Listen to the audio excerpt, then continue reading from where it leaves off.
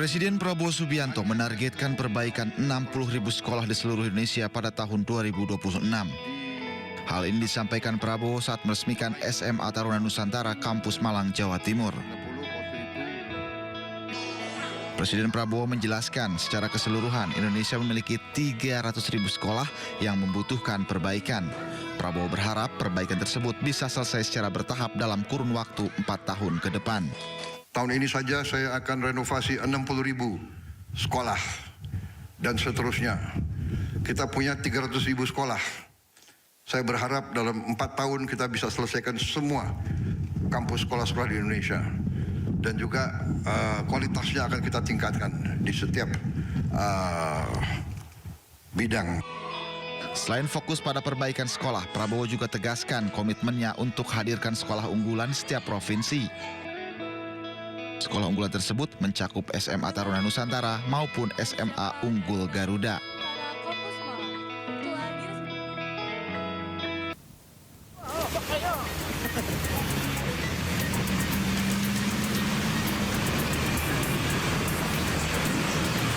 Inilah detik-detik sebuah mobil pickup berusaha mendahului laju bus di jalan lintas Sumatera Mandailing Natal, Sumatera Utara yang viral di media sosial.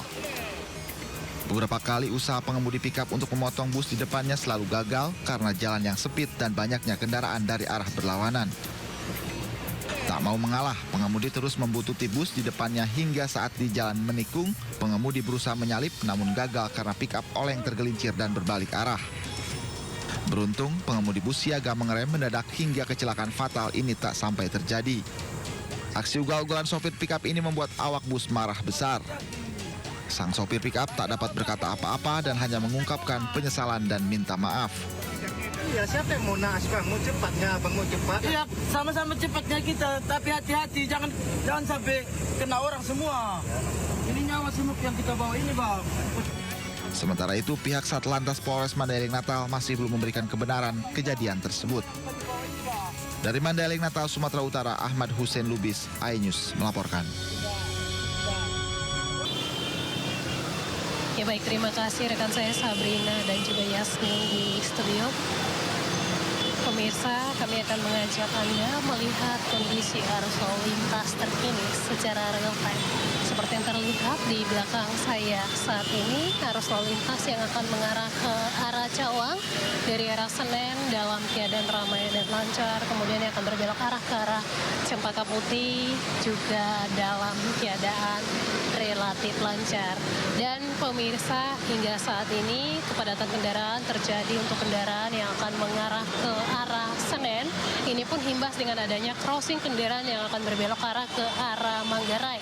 Pada pagi hari ini cukup padat di sana dengan aktivitas kendaraan roda 2 maupun roda 4, di mana kecepatan kendaraan yang akan mengarah ke Manggarai ini mengalami perlambatan berkisar 10 sampai dengan 15 km per jam.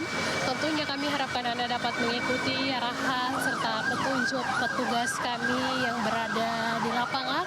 Hal ini demi terciptanya kelancaran dalam berlalu lintas, serta kami juga harapkan Anda untuk bersabar dalam menunggu antrian kendaraan, mengingat memang untuk kendaraan yang akan mengarah ke arah Manggarai maupun Kuningan saat ini cukup padat.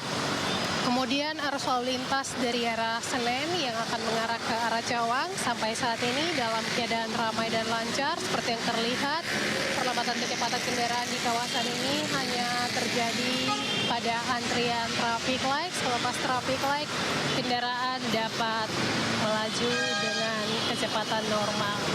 Tentunya kami harapkan Anda tetap mengikuti rambu serta marka yang ada dan ikutilah arahan dan petunjuk petugas kami yang berada di lapangan untuk membantu mengurai kepadatan kendaraan yang terjadi dengan kendaraan yang akan mengarah ke Manggarai dan juga Kuningan.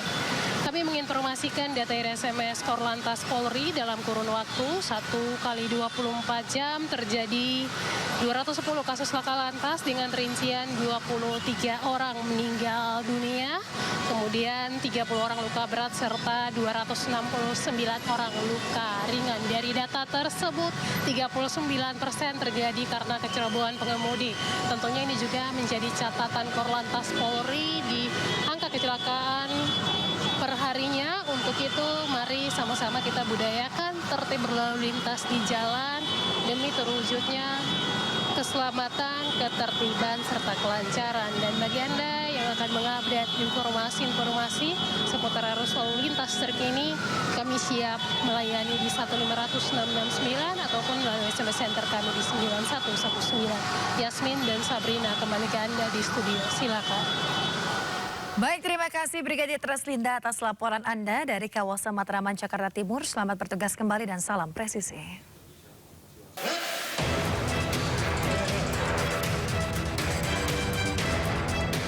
Sejumlah hakim ad hoc Pengadilan Negeri Makassar berunjuk rasa dengan membentangkan spanduk menuntut peningkatan kesejahteraan bagi para hakim ad hoc di depan kantor Pengadilan Negeri Makassar di Jalan Kartini, Kota Makassar. Mereka menuntut peraturan Presiden nomor 5 tahun 2013 dan nomor 43 tahun 2023 tentang hak keuangan dan fasilitas hakim ad hoc. Selain itu, para hakim ad hoc ini juga menuntut cuti melahirkan dan cuti menjalankan ibadah yang diambil dari cuti tahunan para hakim ad hoc.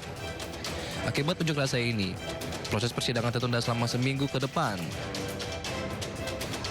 Mogok kerja ini akan dilakukan sampai para hakim ad hoc mendapat respon dari pemerintah pusat.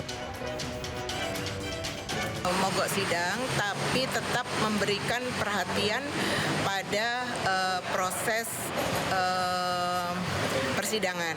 Jadi kami tidak mengabaikan masyarakat yang mencari keadilan.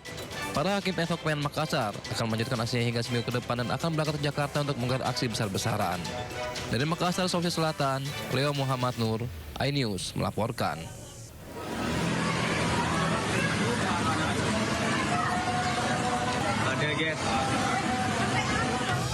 Direkam sengaja oleh warga sebuah motor yang habis terbakar di Jalan Raya Desa Batu Urip, Kecamatan Sumberbaru, Jember, Jawa Timur. Api membumbung tinggi hingga membuat warga sekitar panik dan berupaya memadamkan api di motor ini dengan alat seadanya. Di saat bersamaan, hujan turun dan tentu saja membantu memadamkan api di motor ini. Beruntung tidak ada korban jiwa karena pemilik motor langsung lari menyelamatkan diri saat motor terbakar. Kondisi motor yang terbakar usai membeli BBM yang diangkut dengan jerigen, sehingga api dengan mudah melahap habis motor ini dan hanya menyisakan kerangka motornya saja. Diduga motor terbakar karena konsleting kabel di motornya. Jerigen bensin diletakkan korban di samping motor kanan dan kirinya.